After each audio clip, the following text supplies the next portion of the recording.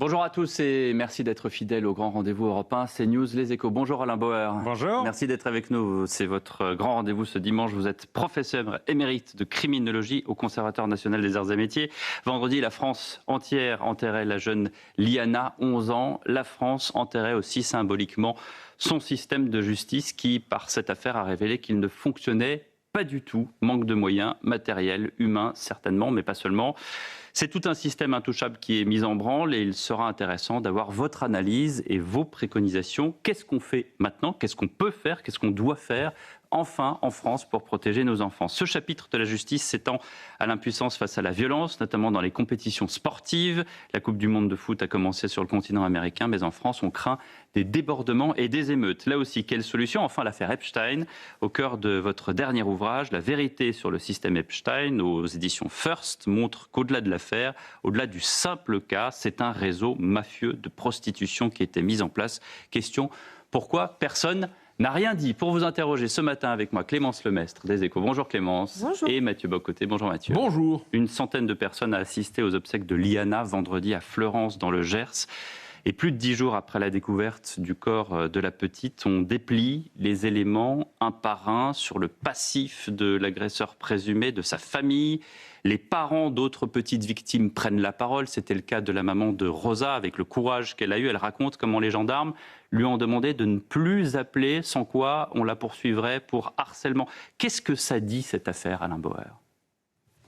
L'habitude, l'abattement, le désintérêt, la perte d'humanité, quand la comptabilité remplace le cœur et le cerveau, ce qui est à peu près l'état de l'intégralité des services publics français, depuis que ce qui était le cœur de la promesse, du contrat entre un État qui a construit une nation, ce qui est assez rare, curieusement, la France, est rompu parce que on oublie qui on est, ce qu'on est, comment ça marche, quel est l'enjeu de cette promesse et qu'on la noie dans une tentative de noyer le concept national français dans autre chose qui n'est ni sa culture, ni son histoire, ni sa nature.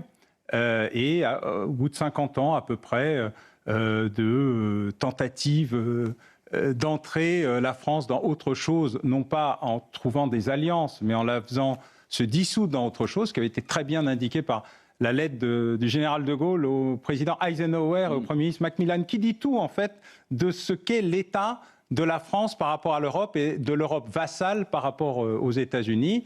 C'est, si vous voulez, une alliance d'alliés, je suis prêt, mais il faut tout changer. Si vous voulez une alliance de vassaux, je n'en suis pas et je me retire. Ce débat n'a jamais changé. Il a, selon moi, 50 ans, parce qu'entre la lettre de De Gaulle et l'action de De Gaulle et le basculement vers autre chose, il faudra attendre 1974 pour qu'on commence à déstructurer l'État central qui est la colonne vertébrale de ce pays.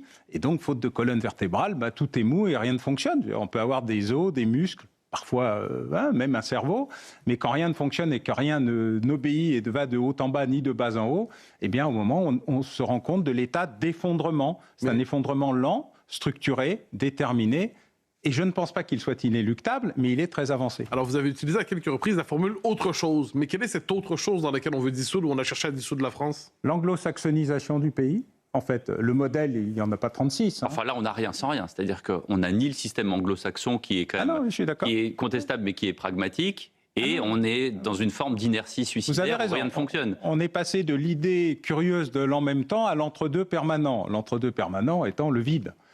Oui, vous avez raison. Mais comment cet arrière-fond de ce que vous appelez l'anglo-saxonisation a des effets, par exemple, sur le système de justice, dans le lien, par exemple, avec les drames que nous avons connus ces derniers temps? Vous avez d'un côté un système inquisitoire français, un système accusatoire anglo-saxon. Nous avons choisi le contradictoire. Ni la rapidité, ni l'efficacité, rien. En fait, un système plein de contradictions.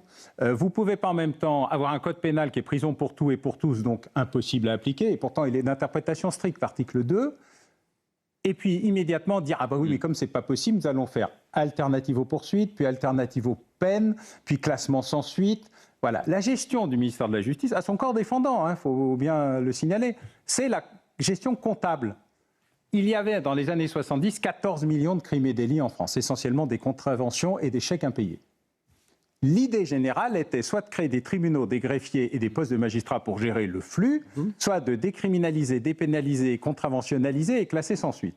Le débat a eu lieu. Le ministère de la Justice n'en est pas caché. Le Parlement de l'époque en a discuté et il a tranché sur le thème « On n'a pas déjà les moyens de, retombons à 2 millions de crimes et délits ». C'était l'objectif.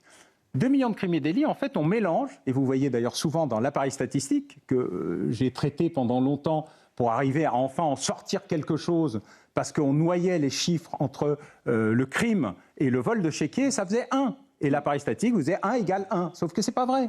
Un crime, un viol, une atteinte au mineur... Tout est sur la même étagère. Tout était sur la même étagère. Ouais. Donc on a dit, on va sortir ça. D'abord, je veux savoir combien il y a vraiment de victimes en France, enquête de victimation. Nous l'avons mise en place, contre l'avis de tout le monde. Contre l'avis de tout le monde, avec le soutien inédit, M. Carrèche et M. Pandreau, un socialiste et un RPR, qui ont forcé l'État à admettre qu'il ne savait pas tout et que l'enregistrement des plaintes n'était pas la vérité. Enquête de victimation a révélé qu'il y en avait 2 fois plus que ce qu'on savait. Mais c'est 2 fois plus. Ce sont des victimes, c'est pareil, vous avez fait le distinguo entre crimes et délits ? Oui, c'est un métier, madame, c'est comme tout. On ne répète pas les mêmes conneries systématiquement juste pour la refaire. On apprend des choses. Et donc, du coup, on a vu apparaître ce qu'étaient les violences physiques. Et on a découvert quoi ? Qu'on a beaucoup mieux informé sur les destructions de rétroviseurs que sur les violences familiale, intrafamiliale, qui touche essentiellement des femmes et des enfants. 9% de plaintes enregistrées pour les violences, 75% pour les autres. Pourquoi ? Parce qu'on rembourse les autres. Et que les assureurs ont fait de l'actuariat. C'est une question d'argent. Non, c'est une question de logique. C'est aussi une question d'argent, puisqu'on rembourse. Il y a un enjeu financier d'un côté. Mais on ne rembourse pas un viol. Je veux dire, par là, l'actuariat imposé par les assureurs. On rembourse un viol aux États-Unis, mais on ne le rembourse pas en France. Mais l'actuariat imposé par les assureurs pour des raisons légitimes, qui sont d'être des assureurs, c'est-à-dire de faire une relation entre le dommage et le remboursement, avait installé un espèce de truc variable qui s'appelle la franchise, mais qui n'a d'intérêt que d'un point de vue financier. Pour les agressions physiques, ça ne concernait que l'État. L'État ne voulait pas savoir. Il a décidé unilatéralement que le fait de savoir lui imposerait une obligation de productivité et de réactivité. Il a rapidement compris qu'il devait se délester de cette affaire en noyant le tout dans un outil statistique. Vous me permettrez de terminer avec la statistique, je sais que ce n'est pas le sujet, mais vous voyez, le ministère de la Justice a inventé un indicateur formidable, le taux de réponse pénale, qui vous donne l'impression qu'il répond à tout. Sauf qu'en fait, il ne répond qu'à ce à quoi il a décidé de répondre. Le taux de réponse pénale, c'est le taux de réponse pénale moins 65% de classement sans suite sur ce qu'il sait, moins la part qu'il n'a pas traitée parce qu'il ne le sait pas. C'est-à-dire qu'un taux de productivité extraordinairement faible parce qu'il est tellement submergé qu'il a décidé de placer par ailleurs, faute de moyens, alors ça c'est vrai, faute de greffe, faute de mise en cohérence des outils entre la dépôt de la plainte initiale et l'enregistrement de la procédure pénale. Bref, le système a décidé que moins il en savait, mieux il se portait. Mais vous... pardon. Je vous en prie.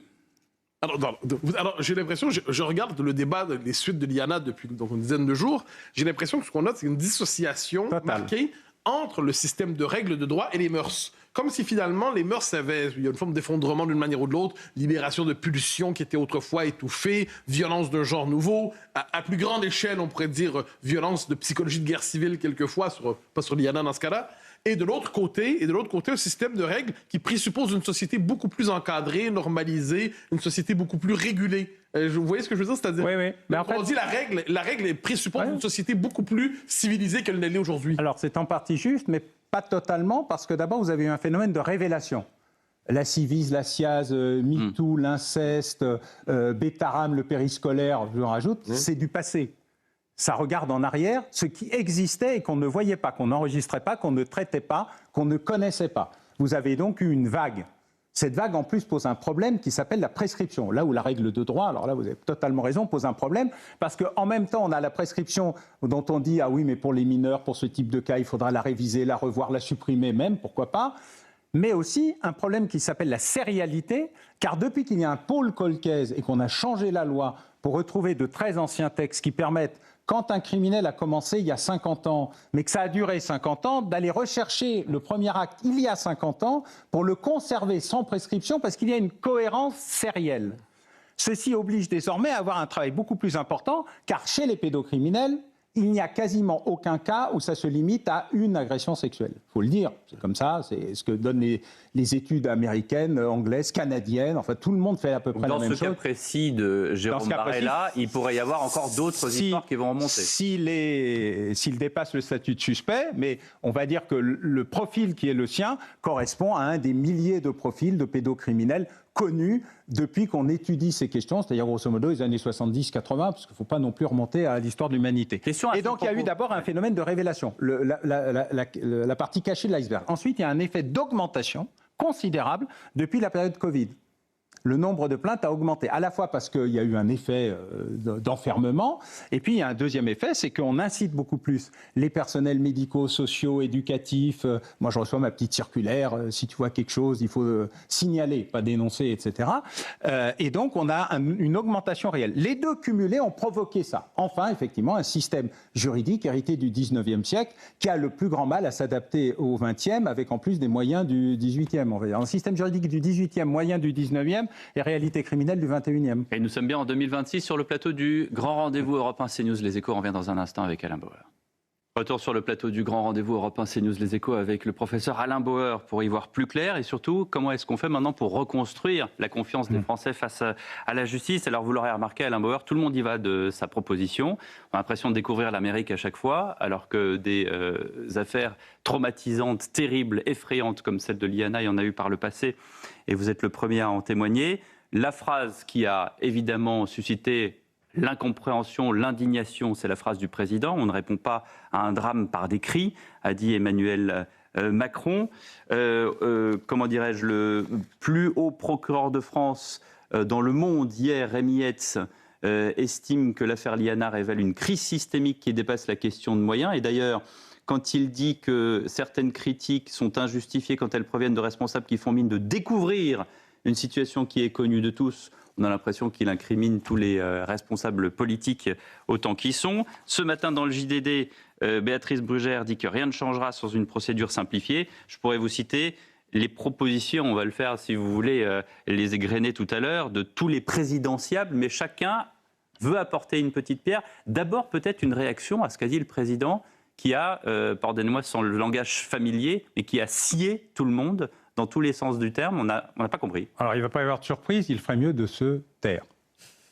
De la fermer, en fait, en français courant, pour être brutal, puisqu'il adore le côté machin. Vous avez Pascal Praud aujourd'hui dans le JDD, je ne fais pas de citation habituelle, mais là, franchement, entre Béatrice Brugère et Pascal Praud, je dois dire que mes lectures ont été plutôt rassérénantes ce matin, explique que la série invraisemblable de petites phrases inutiles, parce que la petite phrase qui répond à une agression, la petite phrase qui sort parce qu'on sort de ses gonds, mais là, il en a eu un doublé. Ce n'est pas un problème de moyens, ne me parlez pas de moyens, de quoi parle-t-on donc? Et il n'y a pas de cri, mais la rage sourde, la colère froide qui existe dans ce pays. Moi, je rencontre des gens tous les jours, je ne suis pas enfermé dans une voiture blindée, je ne sors pas de mon hélicoptère pour rencontrer d'autres gens qui sortent de leur hélicoptère. Je suis dans la rue, je vois des gens dans le train sortant d'ici, en y arrivant. Leur colère est inédite à ce point. Ce n'est pas une affaire, c'est une vraie crise. D'ailleurs, le Premier ministre a bien compris, une partie des responsables politiques ont bien senti qu'il se passait quelque chose. Monsieur Philippe, dans le Parisien, dit attention, ça ne va pas s'arrêter. Et d'ailleurs, ça ne doit pas s'arrêter. Ce qui est un peu Il propose d'ailleurs que les juges ne soient plus syndiqués. Voilà, ça c'est une des propositions d'Édouard Philippe. Ce n'est pas un sujet. Le sujet, il n'y a rien de tout ça. Alors, le concours Lépine des propositions est toujours impressionnant, sauf qu'aucun d'entre eux ne s'est adressé, par exemple, à Mme Brugère, à M. Sénat, peut-être même à M. Hetz. Aucun d'entre eux n'est allé voir comment ça marchait. Moi, je propose ça, une obligation d'aller voir comment ça marche. Donc, on se prend par la main et on dit, j'ai une plainte à déposer. Mon enfant, existant ou pas, ce n'est pas le sujet, a été victime d'une agression.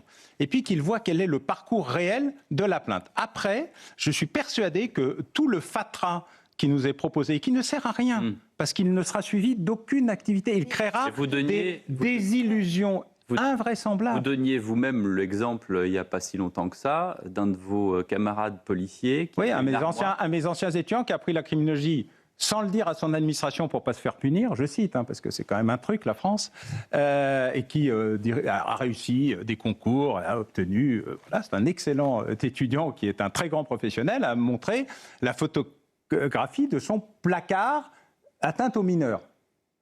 Atteinte au mineur en danger, pas mineur auteur. Voilà. Donc il a 330 dossiers et 10 nouveaux par semaine. Et il a une personne pour s'en occuper. Il est tout seul. Comment vous parlez donc de ce problème de la justice. Comment est-ce qu'on peut résoudre le problème de l'embolie de la justice criminelle? Vous dites que c'est un problème de moyens, mais visiblement pas uniquement. Oui. Et Gérald Darmanin a renoncé cette semaine au plaider coupable dans les affaires criminelles, justement.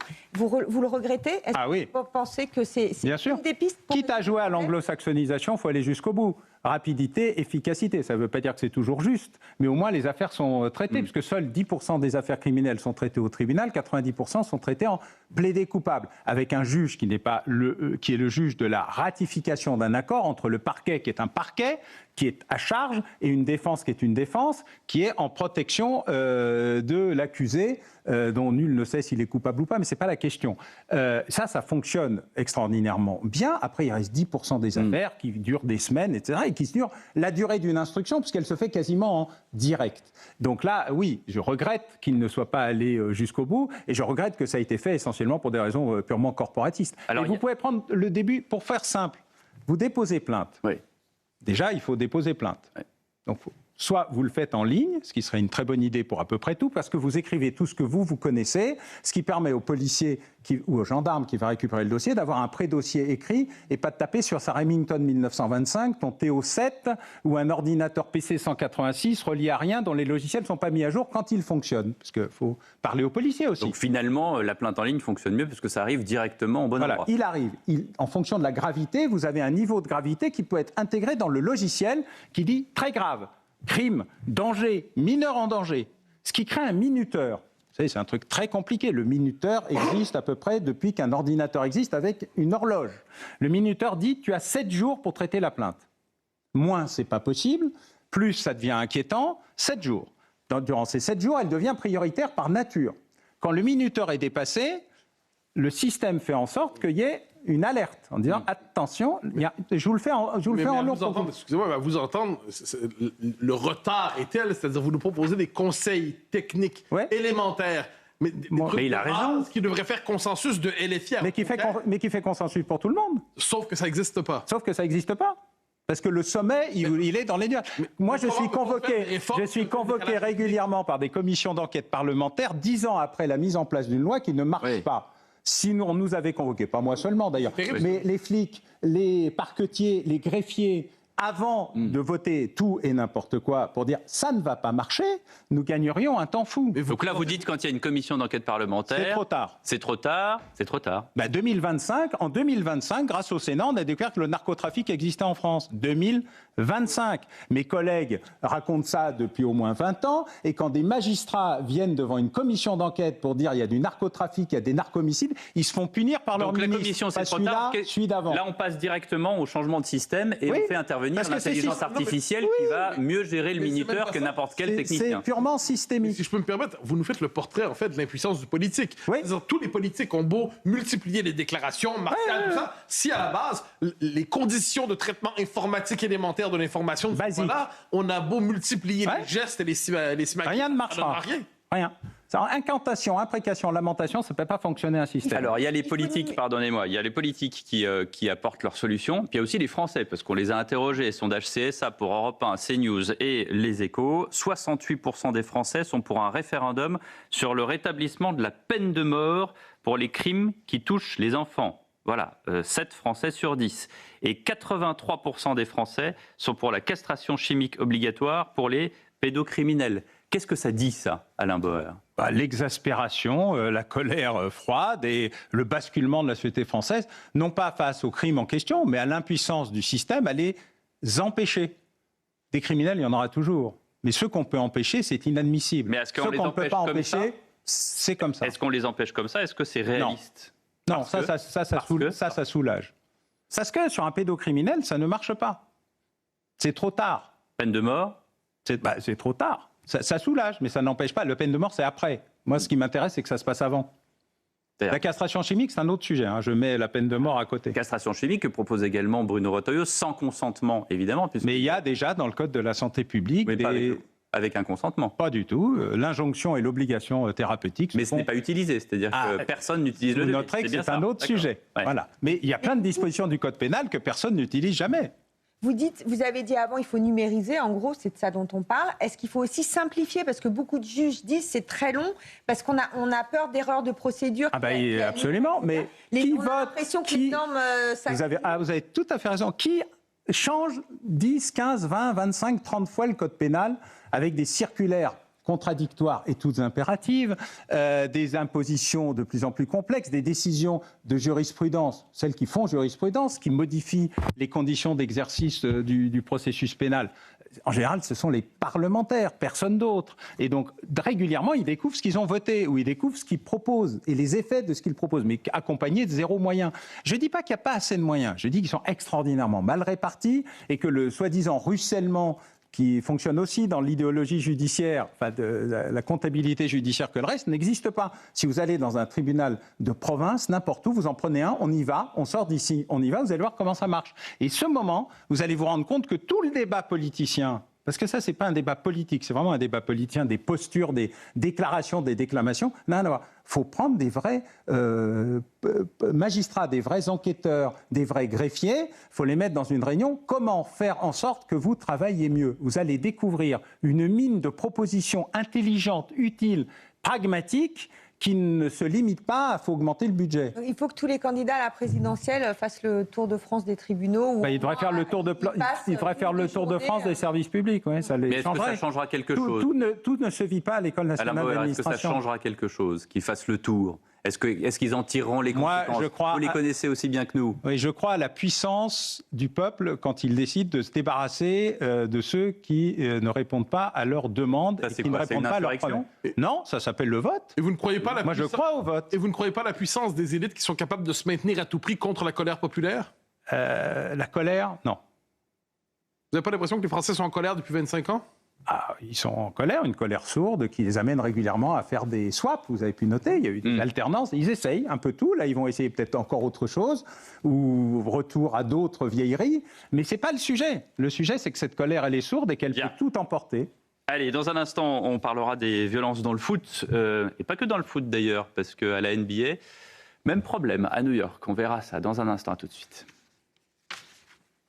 Suite du grand rendez-vous sur CNews et sur Europe 1 en partenariat avec les Échos avec justement Alain Bauer qui est avec nous. On parlera de votre livre sur Jeffrey Epstein dans un instant. Le mondial de foot a commencé en Amérique, Canada, États-Unis et Mexique. Et si à New York, les Américains sont absorbés par la NBA, on sent que la violence est peut-être désinhibée et contagieuse. Vendredi, un adolescent de 17 ans a été plongé dans le coma, victime d'une agression après le 4e match des finales opposant les New York Knicks aux Spurs de San Antonio. La police de New York a procédé à plus de 50 interpellations pendant cette soirée. Qu'est-ce qui se passe avec le sport et la violence, Alain Bauer ?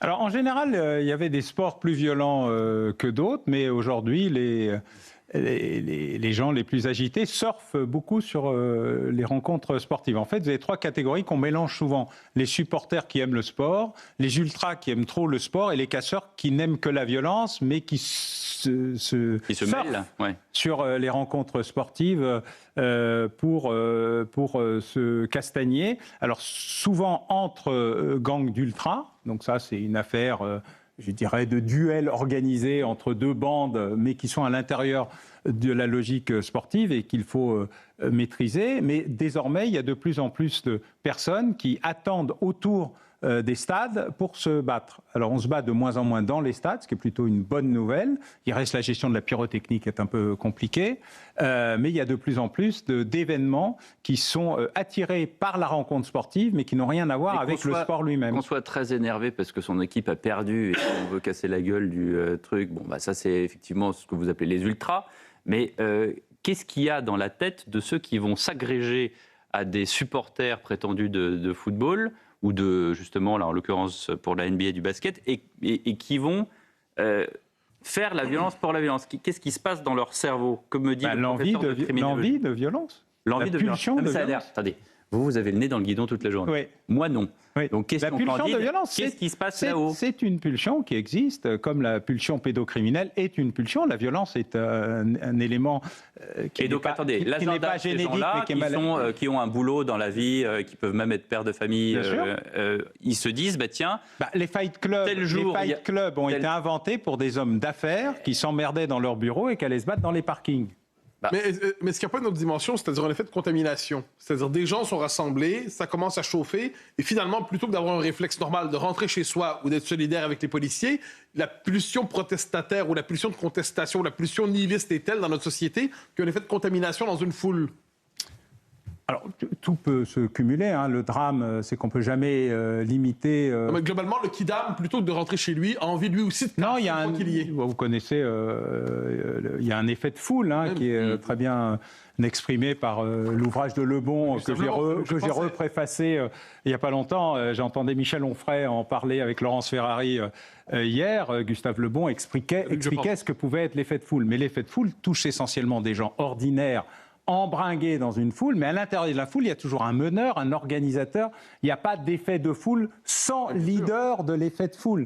Ce que Lebon explique d'ailleurs en partie. Donc il faut bien comprendre que la foule en tant que telle, entre le peuple et la populace, pour reprendre, vous-même d'ailleurs avez utilisé ce terme, je crois, il n'y a pas si longtemps, beaucoup, il n'y a pas de différence dans la composition, mais à l'intérieur de ceux qui poussent le peuple à se transformer en populace, il y a un espace de manipulation et d'organisation qui fait je ne vais pas y aller tout seul à la castagne, donc je veux être accompagné par d'autres, y compris il y a un effet d'autoprotection. Comme nous sommes nombreux, je ne serai responsable de rien. Et je pourrais expliquer que non, c'est pas moi qui ai agressé un policier, un pompier ou un autre, ou un supporter qui traînait parce qu'il n'avait pas le bon maillot ou la bonne écharpe. Et donc c'est un élément qui aide. Mais ceux-là sont des pervers au sens criminologique du terme. Hein. Je n'entre pas dans des sujets autres. Mais vous dites que ce sont des pervers. Après, vous avez dit il y a les supporters, les ultras, les casseurs. Ouais. Les casseurs, c'est vraiment eux qui, après un match, on le voit, après un match de foot, non seulement, même si l'équipe gagne, il y a effectivement des violences. Parce qu'ils sont venus que pour casser. Ils sont venus que pour casser. Donc est-ce qu'il y en a plus qu'avant? Est-ce qu'ils sont sortis des stades et donc du coup maintenant ils sont dans la rue? Parce que vous disiez que dans les stades il y en avait moins. Et donc qui sont ces personnes qui, on le voit, cassent de plus en plus, même quand l'équipe gagne? Vous avez un très bon papier dans je ne sais plus quoi ce matin, les émeutiers au profil varié, qui vous disent... Alors d'abord, je précise, c'est les émeutiers qui ont été interpellés. Oui, c'est pas Comme me disait un procureur de l'Est de la France un 31 décembre, enfin un 1er janvier, après des feux de véhicules, etc., et une opération de police très lourde pour en interpeller un maximum, je regarde la liste des noms qui étaient quand même très alsaciens. Moi, je m'appelle Bauer, donc j'assume très bien cette référence purement nominale. Et il me regarde, alors je lui dis, vous voyez, c'est pas exactement ce qu'on croit, il faut éviter les préjugés, enfin, j'ai quand même une culture de dire on s'occupe des faits et pas des... Voilà. Et il me dit, monsieur Bauer, les autres, ils courent plus vite. Voilà, donc fermez la citation parce qu'elle est très jolie. Dans la réalité, sur les échantillons qu'on a, la diversité, y compris intégrée professionnellement, ayant une vraie activité père de famille, etc., est réelle. Alors, ce n'est pas la minorité, c'est la majorité, et je pense que ceux-là, ce sont ceux qui sont manipulés par ceux qui transforment la foule, le peuple en populace. Par contre, il y en a un certain nombre d'autres qui sont, et c'est indiqué d'ailleurs dans le papier en question, il y a un noyau dur qui sont des manipulateurs, casseurs, qui viennent aussi faire leurs courses, c'est-à-dire des voleurs, et qu'il faut... Mais il faut traiter, il faut arriver à traiter des sujets en tapant dur sur les noyaux durs, et effectivement en gérant de manière à peu près intelligible ce que sont les autres. Quand même pour dogme une certaine haine du pays, c'est-à-dire qu'ils sont là pour déconstruire, ils sont là pour peut-être se venger. Vous les politisez trop. Non, je les politise pas. D'après ceux que moi je peux rencontrer après, faut pas les surestimer. Ceux qui ont cassé, oui, faut pas. Oui. Ouais, non, mais des criminologues rencontrent des criminels, c'est une sorte d'activité naturelle. J'entends bien. Ça n'est pas contagieux. Ne prenez pas pour. Non, mais je dis ça pour ceux qui nous regardent et nous écoutent. Non, on est parfois très très surpris. Par contre, c'est pas la même chose pour les Black Blocs ou les soulèvements de la terre, où là l'idéologie est très puissante. La violence est un élément d'application de l'idéologie sur le terrain pour détruire des engins de chantier, pour aller à l'affrontement avec les policiers ou les gendarmes. Il y a même eu une fois à Sainte-Soline, si je ne me trompe pas, vous pouviez vous inscrire sur 3 petites feuilles de papier, les gentils, les un peu énervés et les très agressifs. Mais vous comprenez bien qu'il y a quand même une différence entre les fight clubs à une certaine époque avec des banquiers qui effectivement s'ennuyaient et qui avaient envie de se castagner, et aujourd'hui une certaine population qui arrive de banlieue, un soir de match de foot, où effectivement on se sert dans les magasins, on est quand même dans une autre culture, dans une autre acculturation. Alors oui, mais tout n'est pas la même chose. Vous pouvez avoir l'agrégation de toutes ces violences dans une seule, manipulée par ceux qui ont une envie particulière. Celui qui veut piller un magasin, le changement de régime n'est pas son sujet naturel. Il n'est pas en train de créer la nouvelle France ou de défendre l'ancienne France. J'ai pas dit ça. Non, mais... Non, mais moi, je peux le dire. Je veux dire par là, il faut faire attention. En fait, quand vous avez un phénomène d'agrégation de la violence, c'est pour ça que je renvoie à Le Bon, d'ailleurs, tant qu'à le dire, autant le lire, je fais une très longue introduction pour expliquer justement quelle a été l'évolution de la pensée de Le Bon dans la période moderne, avec un moment particulier, Nous voulons tout en Italie. Une manifestation qui déborde la CGT italienne et qui veut tout casser à Milan pour tout casser. Et d'ailleurs, ils disent nous-mêmes, notre objectif, c'est tout casser pour tout casser. Ce qui est intéressant, c'est que ça vient d'un mouvement ouvrier en partie anarchisant, dépassé par le niveau de rage qui existe à un moment précis dans la société italienne. Voilà. Ces éléments-là doivent être pris en compte pour ce qu'ils sont. Ça n'empêche pas de sérialiser, de sérier la liste d'eux. Il y a ceux que vous indiquez et ils sont là. Indiscutablement, eux ont une idée derrière la tête. Il y a ceux qui viennent casser pour casser parce qu'ils veulent se battre. Il y a ceux qui veulent voler pour voler. Et il y a ceux qui profitent du moment, ce qu'on appelle l'effet d'aubaine. Et ce qu'il faut comprendre, c'est qu'on ne peut pas gérer un problème complexe juste en disant « Ah, ils sont tous comme cela ». En fait, non. Mais ceux qui sont les plus dangereux sont ceux qui... Je n'essentialisais rien. Absolument. Sont ceux qui veulent regrouper tout ça dans un objectif qui, lui, est caché et souvent politique. Qu'il y ait des révolutionnaires ou ça existe. Qui cherchent à agréger des colères sociales dans une perspective politique, c'est une chose. Mais est-ce que vous ne voyez pas, par exemple, comme on a vu avec les violences suite à la victoire du PSG, est-ce qu'il n'y a pas aussi quelquefois une forme d'instinct de conquête territoriale, c'est-à-dire d'enquiller des banlieues dans ce cas-là, sur le mode, donc c'est pas théorisé, c'est pas rationalisé, c'est pas idéologisé, mais c'est néanmoins un instinct de conquête territoriale, c'est-à-dire nous allons sur un territoire qui n'est pas le nôtre, entre guillemets, on s'en empare, on pille, et sur le mode presque de la razzia, on rentre ça. Est-ce qu'il n'y a pas cette dimension-là aussi aujourd'hui? Oui, je suis d'accord, mais il y a un objectif qui est toujours le même, les Champs-Élysées. Parce que nous avons inventé cet objectif symbolique comme étant l'objectif symbolique. Depuis toujours, on se rue sur la capitale quand on s'empare de quelque chose. Mais pas n'importe où. Depuis toujours, on ne se rue pas n'importe où. En tout cas, vous aurez remarqué que les Français pensent qu'ils sont 72% à penser que la délinquance est hors de contrôle. C'est un sondage CSA pour Europe 1, CNews et le JDD. C'est juste, c'est hors de contrôle. On peut absolument... C'est de moins en moins contrôlé. Puis en plus, il faut arrêter faut arrêter de dire ce mot délinquance. Ça s'appelle la criminalité. La délinquance, c'est le joli mot pour ne pas nommer les choses. Bah, vous voyez, c'est vous qui politisez les choses, c'est pas moi. Non, la criminologie, c'est pas de la politique. La criminologie, c'est une science qui part des faits, qui établit une démonstration. Le crime est le crime, et dans le crime, il y a des effets de délinquance et des contraventions. Ça s'appelle crime, délit. En tout cas, c'est terriblement inquiétant si cette délinquance ou cette criminologie est hors de contrôle. On en revient à la question des moyens qu'on évoquait tout à l'heure pour la justice. Non, ce sont des choix. Car, alors, s'il y a eu des baisses considérables de forces de l'ordre pour des raisons comptables, il y a... presque 20 ans maintenant, les phénomènes, eux, sont plus violents puisqu'on voit le plus grand nombre de plaintes pour violences physiques, intrafamiliales, sexuelles, sexistes, atteintes aux forces de l'ordre, mais atteintes aux instituteurs qui ont peur en allant... mes collègues ont peur en allant dans des collèges et des lycées quand même. Peur. Pour faire court. Les universitaires, on est un peu moins.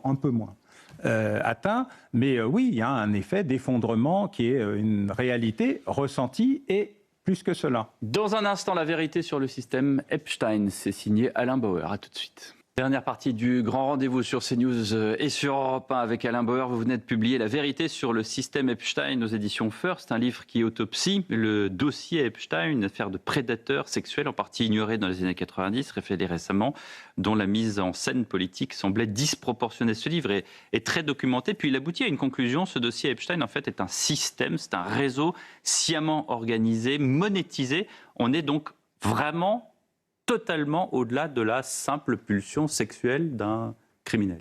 Oui, au début, j'ai pensé que l'affaire Epstein était une affaire Epstein, un serial prédateur comme malheureusement des dizaines d'autres. qui n'avait pas d'intérêt particulier, que je regardais monter aux États-Unis. Puis le président Trump en a fait un instrument de campagne terrible, expliquant que tous les démocrates étaient des pédocriminels qui se cachaient dans les sous-sols de pizzeria, etc. Et puis vous avez eu les thèses complotistes les plus dingues.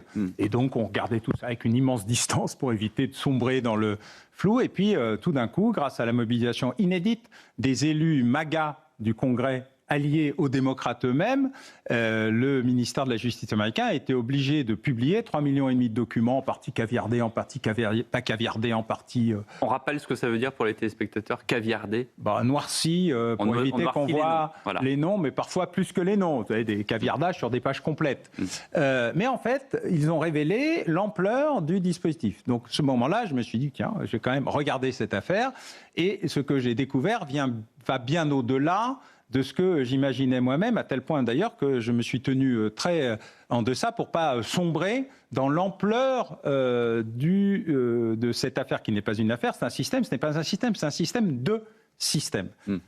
Jeffrey Epstein est un prédateur qui a créé un réseau, c'est un père Macro avec des mères Macrel, qui gère un réseau de pédocriminalité considérable avec 1 millier de victimes connues, mais pas toutes identifiées parce qu'elles ne le souhaitaient pas, une centaine le sont, aux États-Unis.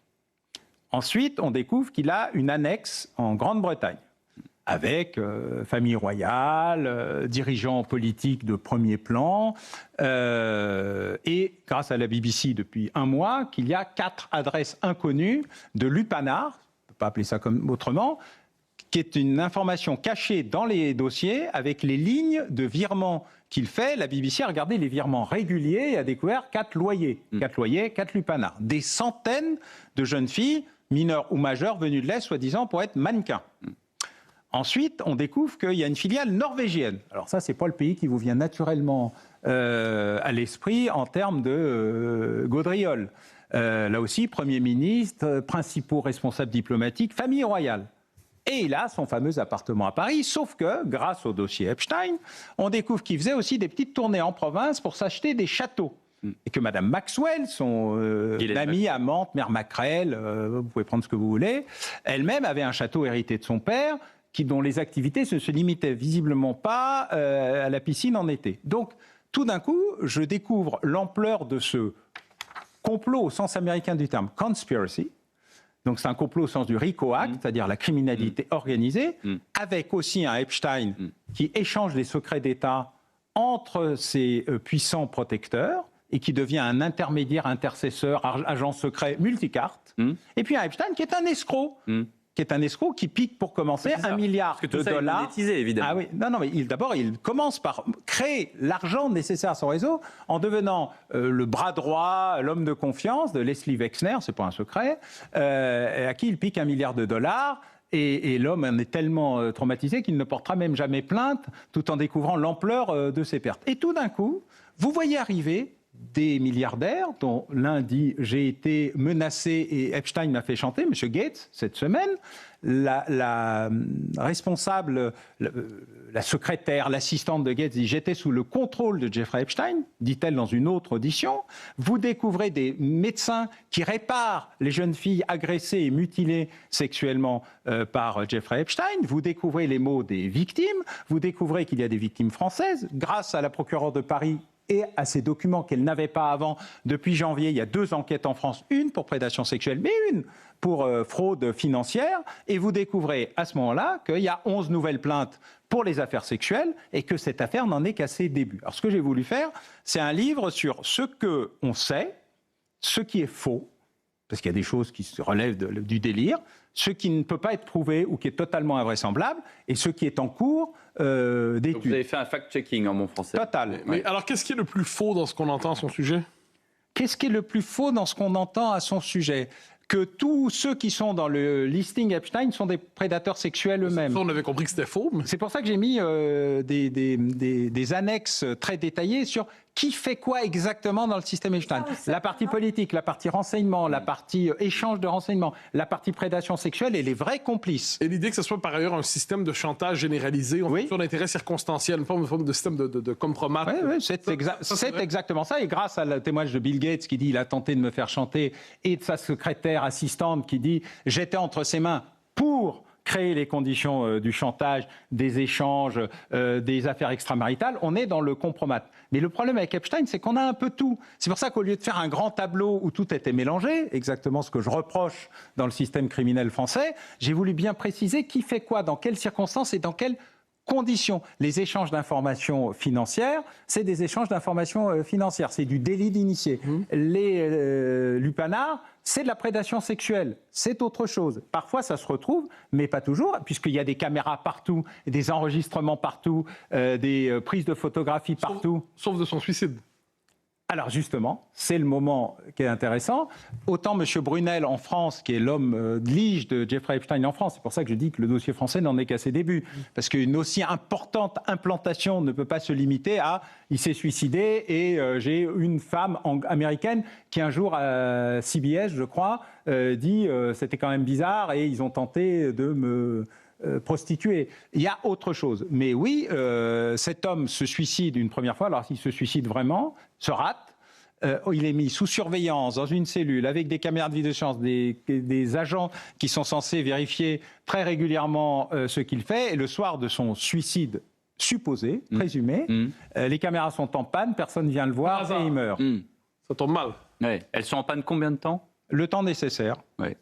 40 minutes, quelque chose comme ça. Donc là, vous racontez ce que vous voulez. Ah, mais je raconte pas. Non, je veux dire, moi, je confesse ma perplexité. Voilà, je partage votre perplexité. Donc, en analyse criminologique, on analyse les faits. Les faits étant ainsi ce qu'ils sont, le suicide de M. Epstein ne fait pas partie des évidences naturelles qui ne nécessitent pas une vraie enquête. Qu'est-ce qui est le mantra premier? Est-ce que c'est quelqu'un qui aime les filles, les jolies filles, les jeunes filles mineures et du coup, il a des pulsions sexuelles comme tout criminel ou pédocriminel, comme vous l'avez souligné?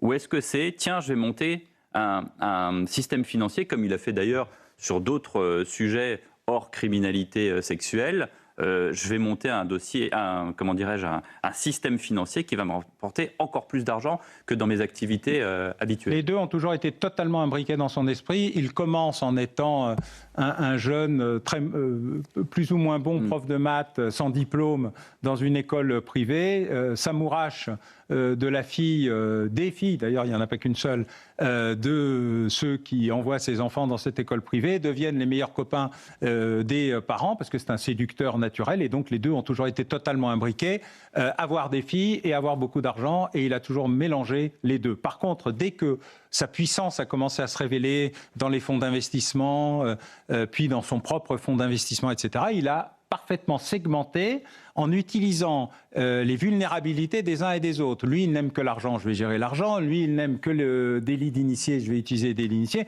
Lui, il aime aussi les filles, je vais multiplier l'ensemble. Il a eu à son départ des protecteurs, parce que c'est vrai qu'il est... Massivement. Il est parti de pas grand-chose, en fait. Ouais. Il est quand même monté très haut, si on peut dire. Son premier protecteur, c'est le père d'une des jeunes filles qu'il a et qui le trouve formidable. Et s'il pouvait venir enseignant à domicile, ça serait parfait. Il est tellement bien que la séduction fonctionnant, il trouve la vulnérabilité qui va bien de ce père vis-à-vis de sa fille, et donc devient le meilleur ami du père. Mais est-ce que les gens ont encore peur aujourd'hui, en France ou ailleurs, des révélations qui pourraient être associées au dossier Epstein? Bien sûr. Vous voyez l'ampleur des révélations anglaises, l'ampleur des révélations norvégiennes, l'ampleur des révélations américaines. Alors là, il y en a... Parce que cette affaire, elle a été révélée grâce à une journaliste qui a eu le courage du Miami Herald de tout révéler avec le soutien de son groupe de presse. Quelques années plus tard, une autre journaliste essaie de faire la même chose à New York. Elle est censurée par son propre rédacteur en chef qui dit « Ah non, mais je connais Jeffrey, ça ne peut pas être comme ça ». Alors déni, complicité, ignorance, je ne veux pas voir ce qui est en face de moi. Ces éléments marchent aussi pour la pédocriminalité. Hein. Ce que j'explique criminologiquement, parce qu'il n'y a pas qu'une histoire Epstein, je raconte aussi criminologiquement comment ça marche un pédocriminel, comment ça marche un réseau de pédocriminels, ça marche aussi pour toutes les affaires que nous découvrons aujourd'hui. Bien sûr. S'il y a un mode d'emploi Epstein, Charles Ponzi, il a inventé un système financier de fraude et d'escroquerie qui est devenu un nom commun. On parle d'un Ponzi. Epstein, c'est la même chose en matière de prédation. On va dire bientôt c'est un Epstein? Oui, bien sûr. C'est devenu un nom commun. Ouais. Ça va devenir un nom commun. Pyramide de Ponzi qui a été révélée, voilà. Notamment dans et alors lui, il fait les deux. Voilà. Il fait Ponzi et Epstein. Il a réussi ce coup incroyable d'arriver justement avec son $1 milliard a créé les conditions d'une dépendance, de complicité, de protection, d'intercession, d'intermédiation. Et ça n'est que le début. Oui, ça n'est que le début. On pourrait appeler ça un Pondstein, par exemple. Je vous le laisse. Voilà. Vous pouvez le déposer. Je peux le déposer à comment ça s'appelle, à l'INPI. Voilà, c'est ça. Merci beaucoup, Alain Bauer, d'avoir été l'invité du Grand Rendez-vous Europe 1 CNews. Les Échos, très bonne journée sur nos 2 antennes.